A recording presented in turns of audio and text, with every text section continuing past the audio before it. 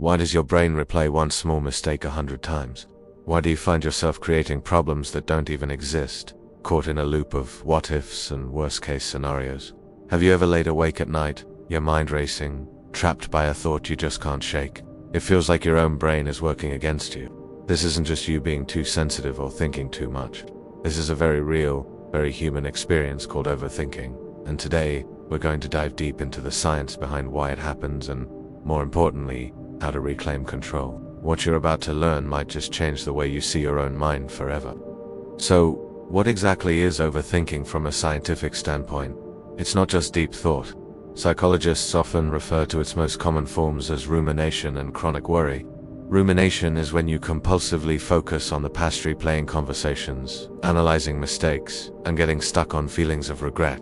Chronic worry, on the other hand, is about the future, constantly imagining negative outcomes and getting lost in endless what-if scenarios. At the heart of this mental spiral are two key players in your brain, the amygdala and the prefrontal cortex. Think of the amygdala as your brain's alarm system. It's an ancient part of our brain responsible for detecting threats. When it senses danger, real or perceived, it triggers a stress response.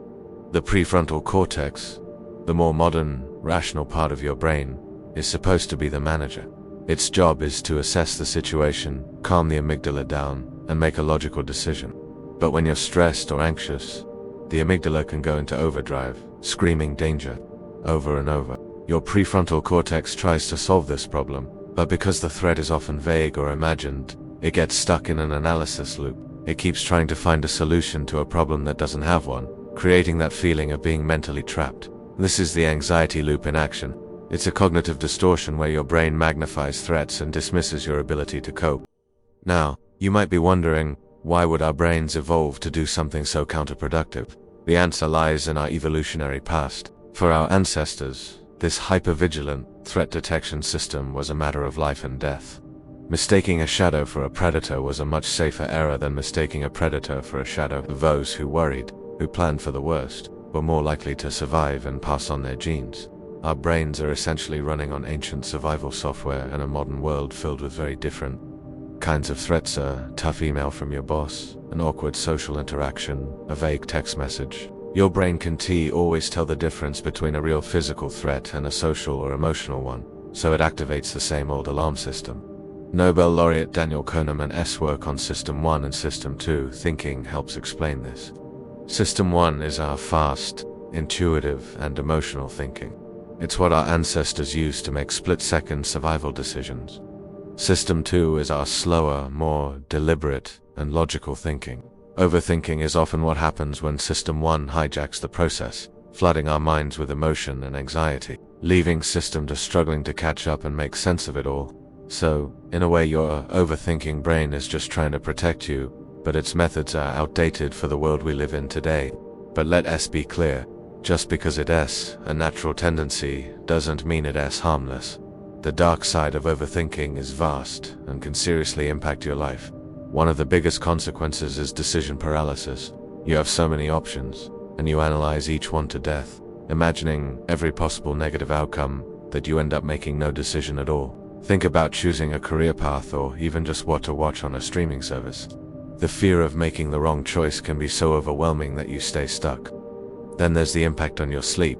Bedtime is often when our daily distractions fade away, leaving us alone with our thoughts. Your mind starts replaying the day's events or worrying about tomorrow, sending your cortisol levels soaring right when they should be dropping.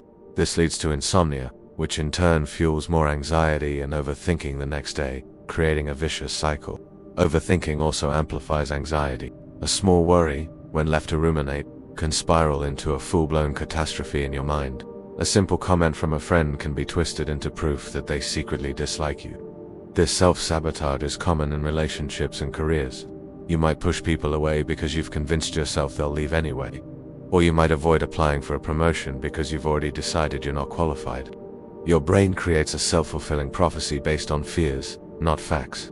But what if I told you there's a positive side to this? It sounds strange, but the same mental engine that drives overthinking can also be a superpower when you learn to steer it.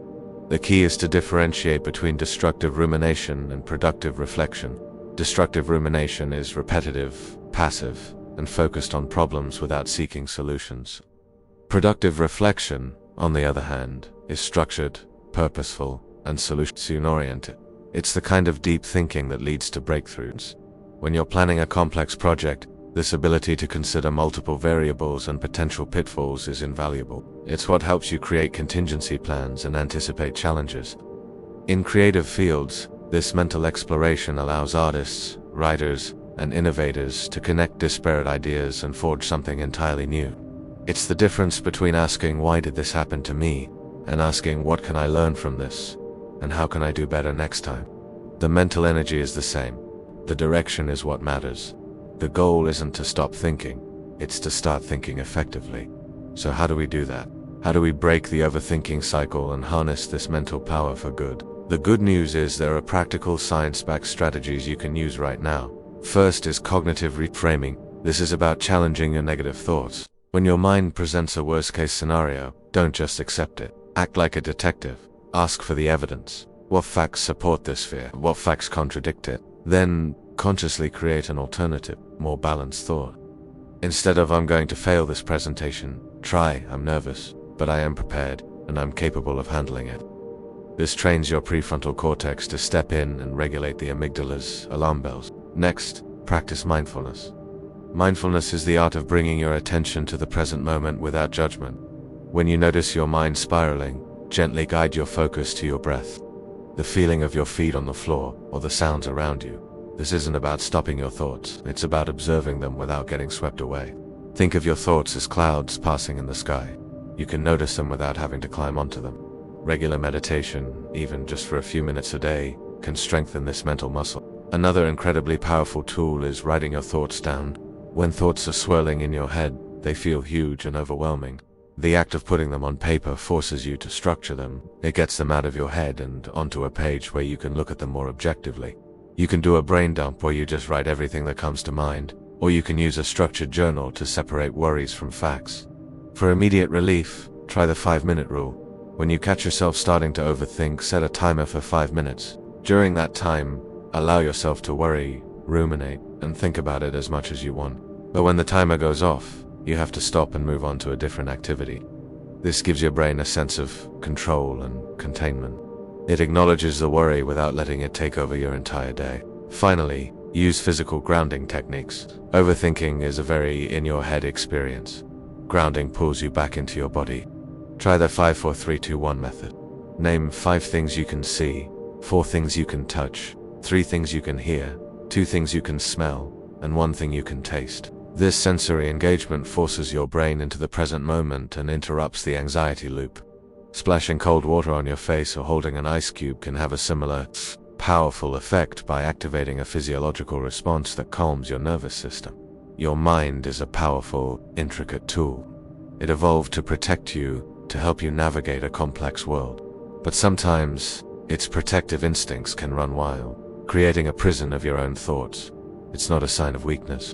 It's a sign of a brain that is trying, sometimes too hard, to keep you safe. The key is not to fight your mind, but to understand it, to learn its patterns, to acknowledge its fears, and to gently guide it back to the present. You are the one in control. You have the ability to shift from destructive rumination to productive reflection, to turn anxiety into action. Your mind is powerful, but you must learn to control it before it controls you.